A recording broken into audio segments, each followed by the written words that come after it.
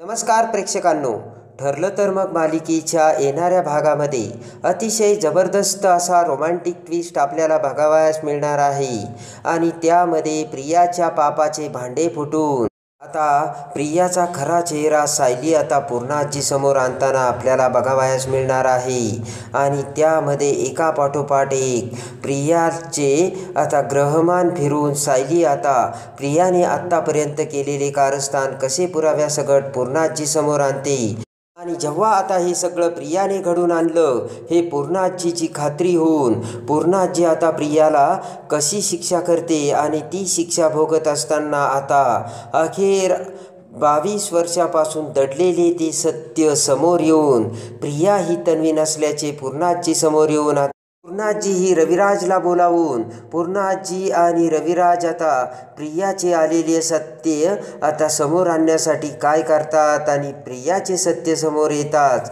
आता पूर्णाजी ही कोणता भयानक निर्णय घेते आणि आता रविराज समोर सत्य येताच रविराज आणि पूर्णाजी प्रियाची हकालपट्टी करणार का, हे सगळं या व्हिडिओमध्ये आपल्याला बघावयास मिळणार आहे। त्यामध्ये आता सायली आणि अर्जुन दोघेही आता साक्षीच्या आणि प्रियाच्या विरोधात पुरावे मिळतात की नाही हे बघत असतात आणि त्यासाठी आता प्रयत्नांची पराकाष्ठा करून आता साक्षीच्या ब्युटीकपर्यंत गेलेली असते। त्या ब्युटीकपर्यंत अर्जुन आणि सायली देखील पोहोचलेले असतात आणि त्याचबरोबर इकडे आता मैपतचे धाबेदार आणलेले असतात, कारण आता प्रियाने सुद्धा अर्जुन आणि सायली हे साक्षीच्या ब्युटीकमध्ये खरेदी करत होती तिथपर्यंत पोहोचले सुद्धा आणि इकडे आश्रमातील आजूबाजूच्या लोकांकडे सुद्धा ती चौकशी करतात।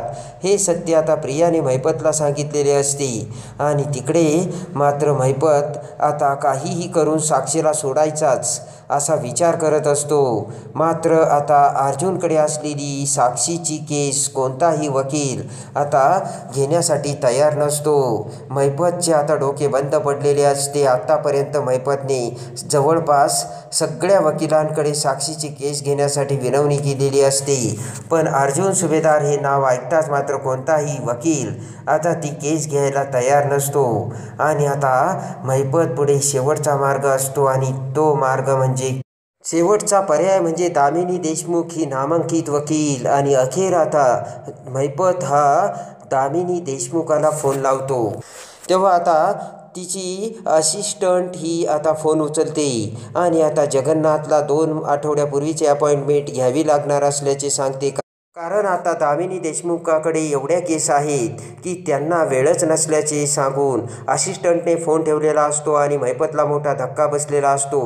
तेव्हा आता नागराजकडे बघत मैपत म्हणतो की आता माझ्या पोरीला फक्त ही दामिनी देशमुखच बाहेर काढू शकते आणि मी आता वाटेल तेवढा पैसा होतेन पण त्या दामिनी देशमुखकडून माझ्या मुलीची सुटका करूनच घेईल असे मैपतने ठरवलेले असते।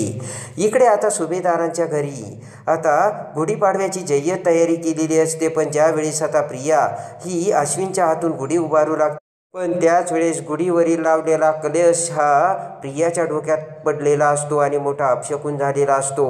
आणि त्यानंतर आता गुढीपाडव्याच्या दिवशी दरवर्षी आता पूर्णाजी ही सगळ्या गोरगरिबांना कपडे आणि अन्नदान करत असते आणि यावर्षी ही पूर्णाजीने तो बेत आखलेला असतो आणि त्यासाठी आता इकडे सायलीने सगळा स्वयंपाक देखील केलेला असतो आणि आता सगळे पदार्थ करून आता त्याचं पार्सलसुद्धा आता पिशव्यांमध्ये भरून ठेवलेलं असतं। त्याच वेळेस प्रियाने मात्र भयानक डावरा आखलेला असतो। सायलीने बनवलेले ते सगळं अन्न आता आडगळीच्या खोलीतील कपाटात आता प्रियाने लपून ठेवलेले असते आणि शिळे अन्न मागवलेले असते। ते शिळे अन्न आता सगळं पुन्हा त्याच पिशव्यात भरून प्रियाने समोर आणलेले असते आणि हॉलमध्ये देखील आता काचा ठेवलेल्या असतात, पण आता मात्र त्यातील ग्लास फोडत असताना एक काच प्रियाच्या हाताला लागलेली असते आणि जेव्हा आता गोरगरीब हे पूर्णाजीच्या घरी येतात त्याच वेळेस आता सायली ही सगळ्यांना अन्नदान करते तर पूर्णाजी ही कपडे वाटते, पण आता ते सगळं अन्न बघताच त्यातून घाणेरडा वास येत असल्याचे आता ते लोकांना कळताच आता लोक हे पूर्णाजीला वाटेल तसे बोलू लागतात आणि आज पूर्णाजीचा खूप अपमान झालेला असतो. तर आता सायली म्हणते की पूर्णाजी, अहो मी तर एकदम व्यवस्थित ताजे अन्न भरले होते, मग हे असं कसं झालं? तर आता लगेच सायली म्हणते की पूर्णाजी मला फक्त अर्धा तास द्या, मी अर्धा तासात पुन्हा सगळा स्वयंपाक तयार करते. तर आता प्रिया म्हणते की अगं पण अर्धा तासात तू केलेल्या अळूवड्या, पुरणपोळ्या, हे सगळं श्रीखंड वगैरे तुला पुन्हा अर्धा तासात कसं जमेल? इकडे आता सायलीने विचार केलेला असतो की प्रियाला अजून तर मेनू बाहेर काढलेच नाही, तर ते सगळं कसं कळालं? म्हणजे यामागे प्रियाचा हात असल्याचे आता सायलीच्या लक्षात आलेले असते. आणि मग सायली विचार करते की नक्कीच हा प्रियाचा डाव आहे आणि आता हे आपल्याला शोधून काढायलाच हवं. असे म्हणत आता सायली म्हणते की पूर्णाजी तुम्ही थांबा, हे उपाशी जाणार नाही आणि हे जीवनच जातील. पटकन आता इकडे सायली ही अर्जुनकडे येते आणि अर्जुनला सगळी हकीकत सांगते. सायली म्हणते की हे बघा अर्जुन सर, मी तुम्हाला सांगते प्रियाने हे अन्न बदललेलं आहे आणि मला माहिती खूप वेळ झालेला नाही, तेव्हा त्या अन्नाच्या ज्या पिशव्या आहेत त्या इथेच कुठेतरी प्रियाने लपून ठेवलेल्या असतील. काहीही करून त्या पिशव्या सापडायच्याच, तेव्हा तुम्ही सगळं काही पालथं घाला आणि मला खात्री आहे की त्या नक्की सापडतील. इकडे आता तोपर्यंत सायली म्हणते की जर नाही सापडल्या तर मी अर्धा तासातच स्वयंपाक तयार करते. काही जरी झालं तरी आज हे लोक उपाशी गेले नाही पाहिजे, नाहीतर आपल्याला खूप मोठा कोप होऊन पूर्णाजी आपल्यावर रागावेल. तेव्हा अर्जुन म्हणतो ठीक आहे आणि अर्जुन आता प्रियाचे ते सगळे कटकारस्थान शोधून काढण्यासाठी त्या पिशव्या शोधू लागतो. तोपर्यंत इकडे आता सायली ही किचनमध्ये येऊन आता स्वयंपाकाची तयारी करू लागते. पण तेवढ्यात आता अडगळीच्या खोलीत येताच आता अर्जुनला तिथे अखेर प्रियाने ठेवलेल्या त्या पिशव्या, आता त्यातील काही कागद आणि एक कंबल खाली पडल्याचे दिसते आणि अर्जुनला संशय येऊन अर्जुन आता त्या खुर्च्या पाठीमागच्या कपाटातून आता त्या पिशव्या बाहेर काढतो आणि लगेच आता अर्जुन हा त्या पिशव्या घेऊन पूर्णाजी समोर येतो. आणि आता सायलीला सुद्धा अर्जुनने बोलावलेले असते आणि अर्जुन म्हणतो की पूर्णाजी हे बघ, सायलीने केलेले अन्न आणि या पिशव्या मी घेऊन आलो. कोणीतरी त्या अडगळीच्या खोलीत कपाटात लपून ठेवल्या होत्या. आता तूच ओळख पूर्णाजी, कोणी ठेवल्या असतील त्या? तेव्हा आता सगळेजण आता मोठे अवाक झालेले असतात आणि पूर्णाजी म्हणते अर्जुन काय बोलतोयस तू? कोणी ठेवल्या म्हणजे? तिकडे कशाला कोण ठेवेल? तर आता अर्जुन म्हणतो बघ कोणी ठेवल्या असतील त्या. एवढ्यात आता पुढे सायली येते आणि सायली म्हणते जाऊ द्या ना अर्जुन सर, पिशव्या मिळाल्या ना आणि काहीही करून ते लोक उपाशी नाही गेले पाहिजे. आणि आता सायली प्रेमाने सगळ्यांना ते अन्न देते आणि अर्जुनसुद्धा आता त्या पिशवीतील सगळे कंबल आता त्या गोरगरिबांना पुन्हा वाटतो. तर ते लोक आता खूप खुश झालेले असतात आणि आता ते अन्न खाऊन आता सगळेजण तृप्त झालेले असतात. आणि आता भरभरून त्या लोकांनी सायलीच्या डोक्यावर हात ठेवून सायलीला आशीर्वाद दिलेला असतो. आणि आता इकडे मात्र प्रियाचे पितळ उघडे पडलेले असते. प्रियाचा चेहरा बघण्यासारखा झालेला असतो आणि प्रियाचा मोठा जळफळाट झालेला असतो. तेव्हा आता लगेच ते सगळे लोक आशीर्वाद देऊन आता जाऊ लागतात आणि जात असतानाच मात्र एका माणसाच्या पायात आता प्रियाने टाकलेल्या त्या काचापैकी एक काच घुसते आणि तो माणूस आता मोठ्याने ओरडतो. ते बघून आता प्रिया पुढे येते आणि म्हणते की बघितलं का, बघितलं, हा मोठा अपशकुन आहे पूर्णाजी आणि या सायलीने काही कळत नाही का, काचा कशा आल्या इथे? मला वाटतं हे सगळं या सायलीचंच कारस्थान आहे. आपल्या घरात नक्की गुढीपाडव्याला काहीतरी अपशकुन व्हावा म्हणून हे सगळं सायलीनेच केलंय. तेवढ्यात आता सायलीला राग येतो आणि सायली पुढे येत म्हणते की प्रिया अगोदर तू तुझा हात दाखव बरं. तर लगेच प्रियाचा हात वर वर करून सायली म्हणते पूर्णाजी हे बघा या प्रियाच्या हाताला कशी काच लागली. मग तिने जर हे केलं नाही, तिला काही माहिती नाही, तर मग या काचा कशा आल्या आणि प्रियाच्या हाताला याच वेळेस अचानक काच कशी लागली? आणि आता पूर्णाजी आता प्रियाकडे रागाने बघू लागते. तर सायली म्हणते याला काय म्हणतात माहिती ना पूर्णाजी तुम्हाला, चोराच्या उलट्या बोंबा. तर आता प्रिया म्हणते की हे काय बोलते सायली, म्हणजे मी हे सगळं मीच केलं का? तर आता सायली म्हणते मग दुसरं कोण करणार? सगळं काही समोर आहे आणि प्रिया मी तुला चांगलं ओळखतोय. तूच हे सगळं कटकारस्थान केलं. अन्नाच्या पिशव्या देखील तूच मागवल्यास आणि ह्या मी बनवलेला स्वयंपाक तू सगळा तिकडे त्या पिशव्यामध्ये कपाटात लपून ठेवला, बरोबर ना? आणि इकडे आता यांच्या पायात काच घुसावी म्हणून या काचा इथे टाकल्या, पण ह्या काचा आणताना तुझ्या बोटात एक काच शिरली हे तू विसरलीस. आणि आता सगळ्यात मोठा पुरावा आता सायलीने पूर्णाजीला दिलेला असतो आणि पूर्णाजीसमोर आता सत्य आलेले असते. रागाने पूर्णाजी लालबुंद होते आणि म्हणते की प्रिया खरं सांग, हे तू का केलंस? अगं दरवर्षी मी लोकांना अन्नदान करते, त्यांना कपडे देते, ते भरभरून आशीर्वाद देतात आणि हे सगळं करून तुला काय मिळालं? या लोकांचा शाप अंगावर घेतलास, या लोकांना तळतळ करायला लावलीस तू. आणि जर हे सगळं उघड आलं नसतं तर मी स्वतःला कधीच माफ करू शकले नसते. खरं सांग प्रिया, तू हे का केलंस? आणि लगेच आता प्रिया खाली मान घालते आणि लगेच आता प्रियाला काहीही बोलता येत नसते. तेव्हा आता पूर्णाजीला राग येते. पूर्णाजी आता कल्पनाला म्हणते, हे बघ कल्पना, जरीही आपण हिला सून केलं असलं ना तरी मी असले हे ढंगडे मी अजिबात खपून घेणार नाही आणि आज याची तर शिक्षा या प्रियाला झालीच पाहिजे. असे म्हणत आता लगेच आता पूर्णाजी म्हणते की प्रिया तुला या काचा टाकायला गोड वाटल्या, पण त्या माणसाच्या पायात काच घुसली ना तेव्हा त्याला किती वेदना झाल्या असतील. आणि आता बाकी काही नाही, तू सुद्धा या काचावरून चालत जायचं. तेव्हा आता प्रियाला धक्का बसलेला असतो. प्रिया म्हणते पूर्णाजी काय बोलतेस तू? तर पूर्णाजी म्हणते की त्याच्याशिवाय तुला देव पण येणार नाही आणि दुःखाचे घाव तुला बसलेच पाहिजे. अगं त्या माणसाचा आत्मा किती तळतळला असेल, तुला काही वाटतं का? असे म्हणत पूर्णाजी म्हणते की प्रिया असंच आता तू जे लोक गेले ना त्यांच्या पाठीमागे या काचावरून दरवाजाच्या बाहेर चालत जायचं.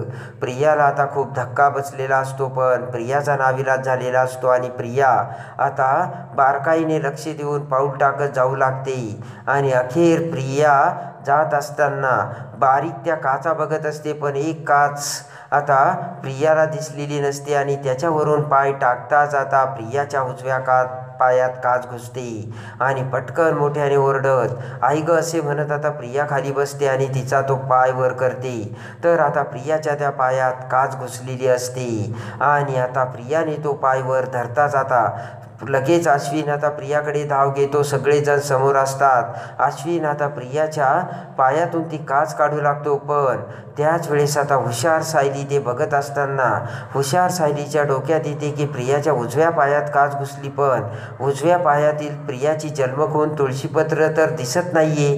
तर आता सायली जवळ येते आणि जवळ येताच आता सायली प्रियाचा बारकाईने पाय बघते, तर त्यामध्ये आता तुळशीपत्राची कोणतीही खूण नसते. आणि त्याचबरोबर मोठा धमाका उडून सायलीसमोर सत्य आलेले असते.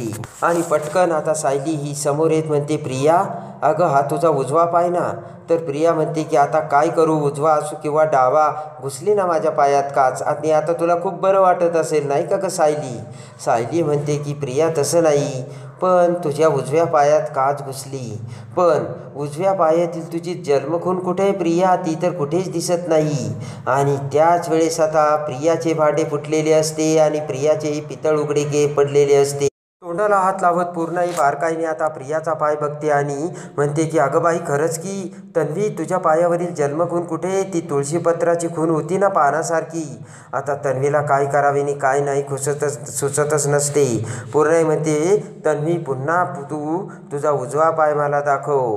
आणि लगेच आता सायली ही प्रियाचा उजवा पाय समोर धरते. तर त्यावेळेस आता जन्मखून नसल्याची कल्पना आणि पूर्णाजी समोर येऊन दोघींनाही मोठा धक्का बसलेला असतो. प्रियाच्या पायावर जन्मखून नाही म्हणजे प्रिया तन्वी नाही हे सत्य उघडाउघड आता पूर्णाची कल्पनासमोर आलेली असते. आणि पूर्णाजी म्हणते तन्वी अगं जन्मखून ही अशी कशी पुसू शकते? मला वाटतंय की आता मला तुझ्यावरच संशय यायला लागतोय आणि तू तन्वी आहेस की नाही? आता लगेच ताबडतोब पूर्णाजी आता अर्जुनला म्हणते की अर्जुन रविराजला फोन लाव अगोदर. तर आता लगेच अर्जुनला देखील मोठा धक्का बसलेला असतो आणि अर्जुनला आता संशय येऊन अर्जुन म्हणतो की मला सुद्धा ही आता पक्की खात्री झाली की ही तन्वी नाहीच आहे, पूर्णाई म्हणते की तुला बाकीचं काही बोलायचं सांगितलेलं नाही आहे अर्जुन, अगोदर रविराजला फोन करून बोलावून घे, त्याला इतक्यात काही सांगू नको. आणि रविराजला आता अर्जुनने फोन लावलेला असतो आणि आता ताबडतोब अर्जुनने रविराजला घरी बोलावलेले असते. तेव्हा आता पूर्णा आजीने घरी कशाला बोलावले असेल हा महत्त्वाचा प्रश्न रविराजला पडलेला असतो. रविराज आता सुरुवातीला म्हणतो नाही, मी आता सुभेदारांसोबत सगळे संबंध तोडले, मी काही येणार नाही. आणि इकडे आता पटकन आता अर्जुन प्रतिमाला फोन लावतो आणि म्हणतो की प्रतिमा त्या लवकर सिनियरला घेऊन येते, कारण खूप मोठा एक तन्वीचा पुरावा मिळाला आहे आणि ती सिद्ध करायचं आहे. तर आता प्रतिमा आता रविराजकडे येते आणि प्रियासोबत संबंधी काहीतरी बोलायचं आहे असे म्हणत प्रतिमा आता रविराजला समजावते. प्रतिमा म्हणते की हे बघा रविराज, काही जरी झालं तरी ती आपली मुलगी आहे, तेव्हा तिथे काय झालं काय नाही हे बघायला आपल्याला तिथे जावेच लागेल, कारण ते आपलं कर्तव्य आहे असे म्हणत पटकन आता प्रतिमा ही रविराजला घेऊन तिथे येते. तर आता इकडे प्रियाच्या पायातील काच घुसले असल्यामुळे प्रिया ही ओरडत असते, विवळत असते. पण आता ताबडतोब रविराज हे तिथे येतात आणि रविराज तिथे येताच अर्जुन आता रविराजला प्रियाचा उजवा पाय दाखवतो आणि म्हणतो की प्रियाच्या पायात काच घुसली आणि प्रियाच्या उजव्या पायात घुसली, पण प्रियाच्या उजव्या पायात तुळशीपत्राची जन्मखून होती ना सिनियर, कुठेच ती. तर आता रविराजसुद्धा बारकाईने बघू लागतो आणि प्रियाच्या पायावर जन्मखून नसल्याचे आता रविराजच्या देखील समोर आलेले असते. आणि आता ते बघून रविराजने डोक्याला हात लावलेला असतो. रविराज म्हणतो की पूर्णाची काहीतरी गडबड आहे आणि लगेच रविराज म्हणतो की तन्वी, अगं तुझ्या पायातील जन्मखून कुठे आहे, ती तुळशीपत्राची खून. प्रिया म्हणते की काय आता बाबा, मला काय माहिती, गेली असेल, अंधूक झाली असेल. बारकाईने बघताच आता रविराज समोर प्रियाचे पितळ उघडे पडलेले असते आणि ताबडतोब आता रविराज हा पूर्णाजीला बाजूला घेत आता पुन्हा रविराज आता DNA टेस्ट करण्याचे ठरवतो. आणि आता DNA टेस्टवरून आणि ते सगळे आता प्रियाचा पाय बघून सगळ्या पुराव्यानिशी आता प्रिया ही तन्वी नसल्याचे आता सगळ्यांच्या समोर आलेले असते. सायली म्हणते की पहिल्यापासून तन्वी तू तर खोटारडी आहे आणि आता तर तू तन्वीही नाही आहे, सिद्ध झालंय. आणि लगेच आता रागाने लाल बुंद होत पूर्णाजीने आता ताबडतोब तन्वीला आता हाताला धरून बाहेर काढण्याचे ठरवलेले असते. तेव्हा आता तन्वीचे भयानक सत्य समोर येऊन अर्जुन आणि सायलीने मोठा धमाका करत आता तन्वीचे सत्य पूर्णाजी समोर आणताच आता पूर्णाजी तन्वीला कशी घराच्या बाहेर काढते आणि आता प्रियाचे भांडे फुटून पुराव्यासकट रविराज पूर्णाजी प्रियाचे सत्य समोर आणून आता प्रियाची कशी हकालपट्टी करतात आणि पुन्हा आता अर्जुन आणि सायली कसे लाडाचे आता कल्पना आणि पूर्णाजीचे होतात. कल्पना पुन्हा कसा सावलीचा सून म्हणून स्वीकार करते आणि आता हुशार सायली आता ते सत्य प्रियाचे घेऊन पुन्हा सुभेदारांची सून कशी होते. आणि इकडे आता साक्षीला पुन्हा आता पुराव्यासकट जेलमध्ये अर्जुन कसा घालतो हे सगळं बघण्यासाठी आणि ठरलं तर मग मालिकेच्या डेली अपडेटसाठी बेल नोटिफिकेशनवर क्लिक करून आपल्या चॅनलला लाईक करा, सबस्क्राईब करा.